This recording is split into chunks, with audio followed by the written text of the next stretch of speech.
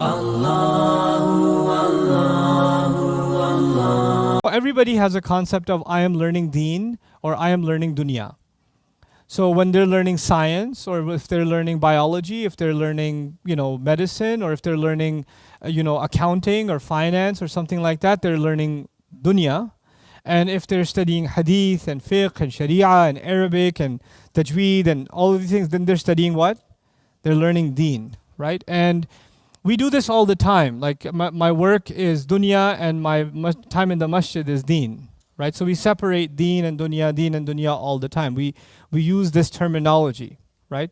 And so what happens then when you keep doing this, and you keep using that kind of language, is you develop the idea that certain things you do in a day, 24 hours, certain things you do are beneficial for your akhirah, and certain things you do are only beneficial for your dunya. But actually the concept of Islam is very powerful, it's very beautiful.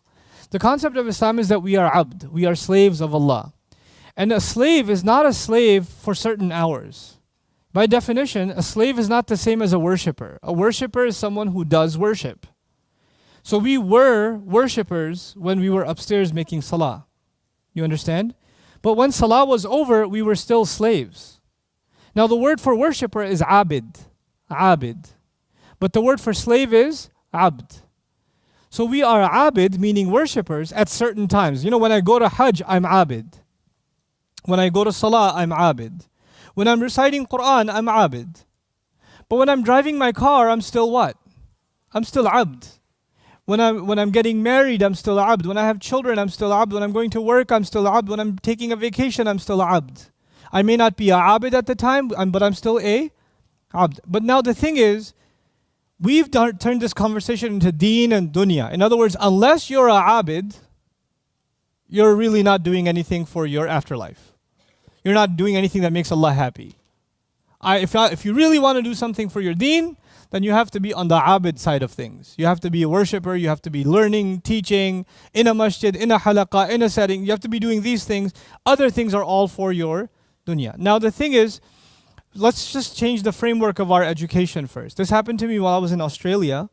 A young man came up to me after my program and said, Ustad, I feel really bad.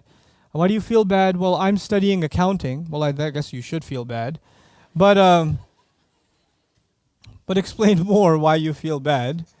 But he feels bad because he wants to be studying Deen instead. And instead he's studying accounting, which is dunya. So I said, why do you don't like accounting? You don't like the subject? I mean, I understand that just if you don't like accounting, that just means you're a normal human being. No, he goes, I love accounting. I really like it. I love the math. I love doing the numbers. I enjoy it. But I just feel bad that I'm doing this to make my career better and get a job and get married and make my parents proud and all of this. All of that is dunya. What am I doing for deen? I'm just doing all of this for dunya. You understand the question, right? And a lot of people feel that way. They have a successful career. They're an executive, or they're getting an MBA, or they're getting a PhD, and they're not getting a PhD in hadith or sharia, they're getting a PhD in microbiology. They're getting a PhD in psychology. They're getting a PhD in history, something. And they're like, well, this is just worldly, it has nothing to do with my afterlife. The way the Quran shatters this unfortunate concept, by the way, this concept is a new concept. This is not an old concept. This is a new development. It's a result of secularism. And the idea of secularism is to separate the worlds of morality and education from the rest of life. So your spiritual life and your moral life and it should be one thing, and education and public sphere, everything else should be separated. Those two worlds should not coexist together. Okay? So who you are at business and who you are at the masjid are two different things. This is business. Don't bring the masjid into this. Or this is university. Don't bring religion into this.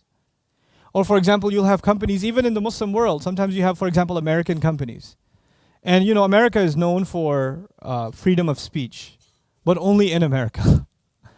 It's known for some freedom of speech. When they'll set up a company somewhere in like the Arab world somewhere, and they'll create a compound. Inside the compound, you pretend you're in America. And inside that compound, you can't talk about your religion. What? And you can't really openly pray, and you can't really do this, or you can't really, wait, what is it? Wow. I thought freedom of expression, freedom of speech, you could do whatever you want. No, no, no, not inside this compound. We don't tolerate religious discussions here. Really?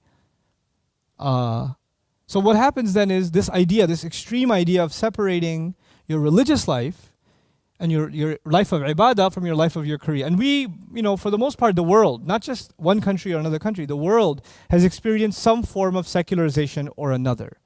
So the way that the average Muslim is secularized, even if they're raised in a Muslim country, even if they heard adhan their entire life, even if whether they're in Pakistan or they're here or they're in Bangladesh or they're in Australia or they're in America, it doesn't matter. You know what's happened with us? What's happened with us is when you go to college, right? What's your motivation for going to college? It's to get a good degree so you can get a good job. That's your motivation, which of course equals dunya, right? But then you have this guilt, I'm going to do all these things for my dunya, I've become a techie, I've become a programmer, I've become a doctor, I've become an architect, but I haven't done anything for my dunya. Now I need to make some time for salah, I need to do hajj, I need to start learning some Arabic, memorize Quran, I need to start taking care of my deen, right? So what happens is people swing one way, then they swing the other way. And then a lot of people quit their career. They just quit their career. I just want to do something for Islam. I don't want my career anymore. Forget it. Assalamu alaikum wa rahmatullah. If you enjoyed this video, please do share it with friends and family.